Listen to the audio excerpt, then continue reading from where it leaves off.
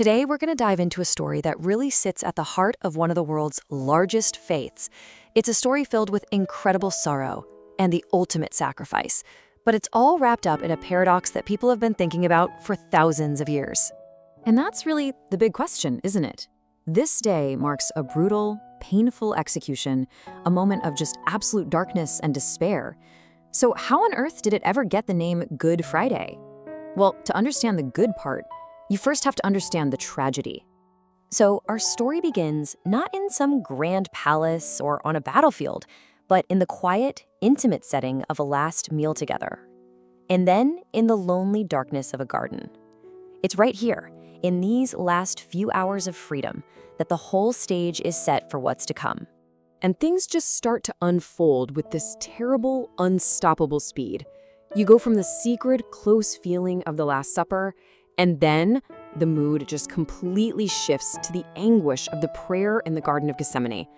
Right after that, a devastating betrayal from a close friend, which leads directly to this rushed sham of a trial where the verdict was pretty much a foregone conclusion. Every single step is a step deeper into sorrow. You know, this moment is just so profoundly human. This isn't some unfeeling figure. It's a moment of pure, raw anguish and dread. You can hear the plea for another way out. But at the same time, it's also this moment of complete surrender to a purpose that was so much bigger than the pain. And really, it's that surrender that changes everything. After the garden, after the trial, the suffering, which was once private, becomes incredibly public. The story moves out into the streets, turning into this spectacle of humiliation that's designed to completely break a person's body and their spirit. Just try to imagine the scene for a second. The sheer physical weight of a heavy, splintered wooden cross, digging into a back that's already been beaten and bloodied. But according to Christian theology, that burden was so much heavier. The weight wasn't just the wood. It was the symbolic weight of all of humanity's mistakes, all of our failings, carried on the shoulders of one man during one final agonizing journey. And this is absolutely crucial to understand. This was a choice. Every single step, every moment of that agony was a deliberate act. It wasn't just something that happened to him. It was a path he chose to walk, knowing full well exactly where it would lead. That choice, it's the key to the entire meaning of this event. And that path leads here, to a hill just outside the city walls. This is the climax of the story, the moment where that ultimate sacrifice is finally made complete. So he's executed like a common criminal, but even in this moment of just unimaginable pain, his words are about forgiveness for the very people killing him. The story then says that a supernatural darkness fell over the land, like the cosmos itself was reacting to what was happening.